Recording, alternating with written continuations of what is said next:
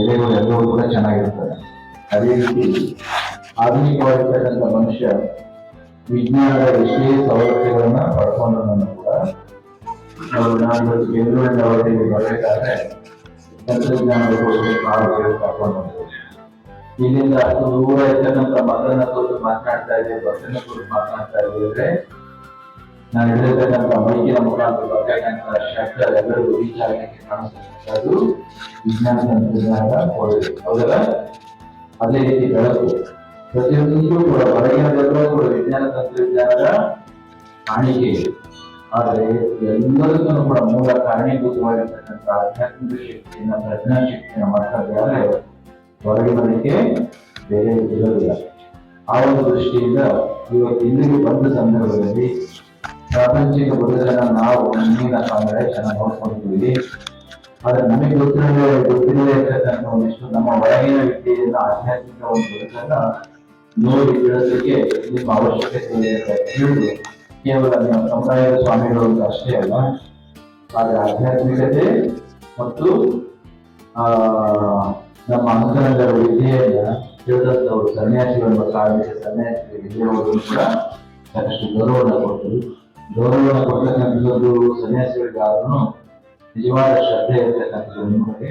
ಆ ದೃಷ್ಟಿಯಿಂದ ಈ ದಿನ ಆಂಜನೇಯ ಸ್ವಾಮಿಯ ಸನ್ನಿಧಿಯಲ್ಲಿ ಕುರಿತು ನಿಮ್ಮೆಲ್ಲರನ್ನು ಕೂಡ ನೋಡಿ ಮಾತನಾಡಿ ಅವಕಾಶ ಸಿಗೋದು ತುಂಬಾ ತುಂಬಾ ಸಂತೋಷ ಆಗಿದೆ. ನಾವು ಬದುಕಿನಲ್ಲಿ ಕಲಿಬೇಕು ಅಂದ್ರೆ ನಿಲ್ಲುವ ಅವಶ್ಯಕತೆ ಇಲ್ಲ. ಆಂಜನೇಯ ಸ್ವಾಮಿ ಪಕ್ಕನಿದ್ದಾರೆ, ಹೌದಲ್ವಾ? ಆಂಜನೇಯ ಸ್ವಾಮಿ ಪಕ್ಕ ಇದ್ದಾರೆ. ಕಷ್ಟಗಳ ಬಗ್ಗೆ ಇದ್ದು ಹೋಗ್ಲಿಕ್ಕೆ ಹೋಗಿ ಆಂಜನೇಯ ಹತ್ರ ಹೋಗಿ ನಾನು ಯಾವಾಗಲೂ ಹೇಳ್ತಿರ್ತಾರೆ. ನಮ್ಮ ಅಮೆರಿಕ ದೇಶ ದೊಡ್ಡ ಅಂತೆಲ್ಲ ಹೇಳ್ತಿರ್ತೀವಿ. ಆ ದೇಶವನ್ನು ಒಬ್ಬ ಶ್ರೇಷ್ಠ ರಾಷ್ಟ್ರಾಧ್ಯಕ್ಷ ಆಳಿದ್ದಾರೆ. ಮೊನ್ನೆ ಈ ಟ್ರಂಪ್ ಬರೋದಕ್ಕೆ ಮುಂಚೆ ಒಬ್ಬ ರಾಷ್ಟ್ರಾಧ್ಯಕ್ಷ ಮಾಡಿದ್ರು. ಯಾರು ಬರಾಕ್ ಒಬಾಮಾ ಅಂತ. ಒಬಾಮನಿಗೆ ಕೇಳ್ತಿದ್ರು,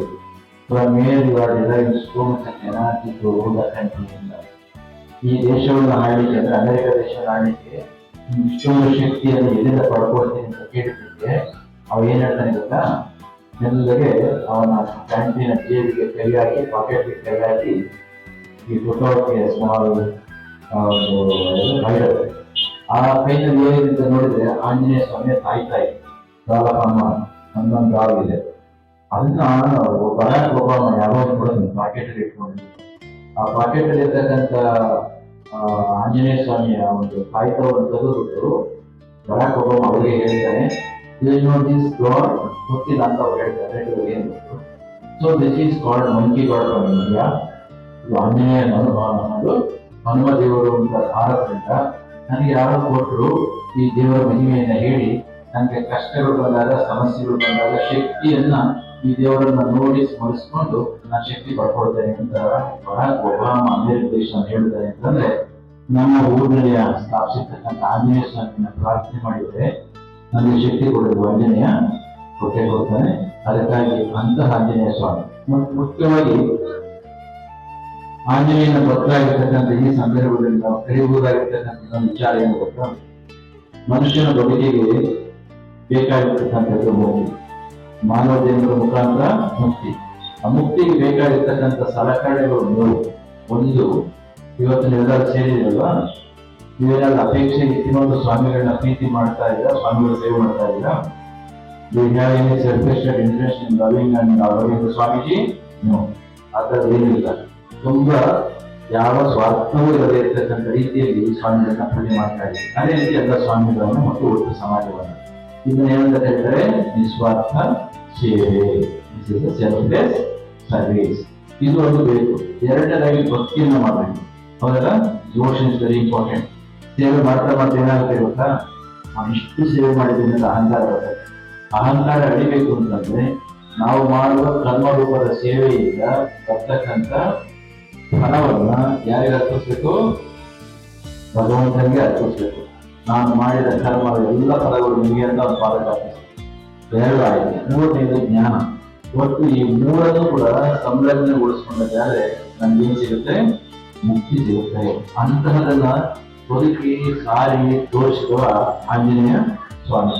ಅಂತ ಆಂಜನೇಯ ಸ್ವಾಮಿ ಸನ್ನಿಧಿಗೆ ಕುಳಿತುಕೊಂಡು ನಿಮ್ಮೆಲ್ಲರೂ ಕೂಡ ನೋಡ್ಲಿಕ್ಕೆ ಸಾಧ್ಯವಾದಕ್ಕೆ ತುಂಬಾ ಸಂತೋಷ ಇದೆ ಎಂಬ ಮಾತನ್ನು ಈ ಸಂದರ್ಭದಲ್ಲಿ ಹೇಳಿ, ಇವತ್ತು ಬರದೂರಿಗೆ ಬಂದು ಇಷ್ಟೊಂದು ಸಂಖ್ಯೆಯಲ್ಲಿ ದಾರಿ ಮಧ್ಯದಲ್ಲಿ ಹೋಗ್ತಕ್ಕಂಥದ್ದು ಆಯೋಜಿತ ಕಾರ್ಯ 6ನೇ ಪ್ರೋಗ್ರಾಮ್ ಅಲ್ಲ ಇದೆ. ಆದರೂ ಕೂಡ ಸ್ವಾಮಿಗಳಲ್ಲಿ ಪ್ರೀತಿಯಿಂದ ಇಷ್ಟೊಂದು ಸಂಖ್ಯೆಯಲ್ಲಿ ಪಸಂದಾಗಿದೆ. ಮಕ್ಕಳಿಗೆ ಒಳ್ಳೆಯ ವಿಧಿಯನ್ನ ಕೊಡಿ, ಸತ್ತಂತ ಮಕ್ಕಳಿಗೆ ಒಳ್ಳೆಯ ಕೌಶಲ್ಯದ ತರಬೇತಿಯನ್ನು ಕೊಡಿ.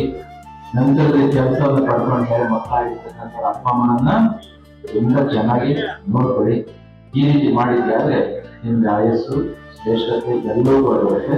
ಅಭಿವಾದನ ಶೀಲಸ್ಯ ನಿತ್ಯಂ ವೃದ್ಧೋಪ ಸೇವನ ಚತ್ವಾರಿ ತಸ್ಯ ವರ್ಧಂತೆ ಆಯುರ್ವಿದ್ಯ ಯಶೋಭರ.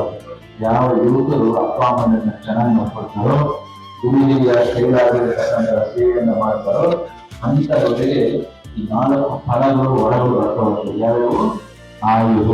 ಆಯುಷು ಜಾಸ್ತಿ ಆಗುತ್ತೆ, ವಿದ್ಯೆ ಚೆನ್ನಾಗಿ ಬರ್ತದೆ, ನಾಲೆಡ್ಜ್ ಅಕ್ವೈರ್ಡ್ ನಾಲೆಡ್ಜ್. 3ನೇದು ಆಯುರ್ವಿದ್ಯ ಯಶಸ್ಸು. ಆಯಸ್ಸಿಗೆ ಅಷ್ಟೇ ಸಾಲು, ವಿದ್ಯೆಗೆ ಅಷ್ಟೇ ಸಾಲು, ಅದಕ್ಕೊಂದು ಯಶಸ್ಸು ಕೂಡ ಬರಬೇಕಲ್ಲ, ಆ ಯಶಸ್ಸು ಬರ್ತದೆ. ಮತ್ತು ಫಲ, ಬದುಕ ನಡೆಸ್ತಕ್ಕಂಥ ಒಂದು ಛಲದ ಶಕ್ತಿ.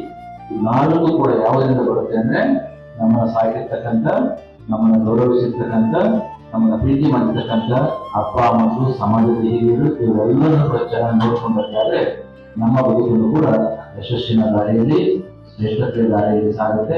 ಅಂತಹ ಶಕ್ತಿ, ಅಂತಹ ಬುದ್ಧಿ ಎಲ್ಲರೂ ಕೂಡ ಬಗ್ಗೆ ಅಂತ ಹೇಳಿ ನಮ್ಮ ಈ ಭಾಗದ ಎಲ್ಲ ಭಕ್ತರನ್ನು ಕೂಡ ಆಂಜನೇಯ ಸ್ವಾಮಿ, ಕಾಲಭೈರೇಶ್ವರ ಸ್ವಾಮಿ ಮತ್ತು ಈ ಭಾಗದ ಎಲ್ಲ ದೇವಾನುದೇವತೆಗಳು ಶಕ್ತಿಯನ್ನು ಕೊಡಿ, ಆಶೀರ್ವಾದವನ್ನು ಮಾಡಿ ಅಂತ ಹೇಳ್ತಾ ಮತ್ತೊಮ್ಮೆ ಇನ್ನೊಂದು ಸಲ ಬರುವ ಅಪೇಕ್ಷೆಯಲ್ಲಿ, ನಿರೀಕ್ಷೆಯಲ್ಲಿ, ಆಸೆಯಲ್ಲಿ ನನ್ನ ಮಾತುಗಳನ್ನ ಮುಗಿಸ್ತೇನೆ. ಜೈ ಶ್ರೀ ಗುರು.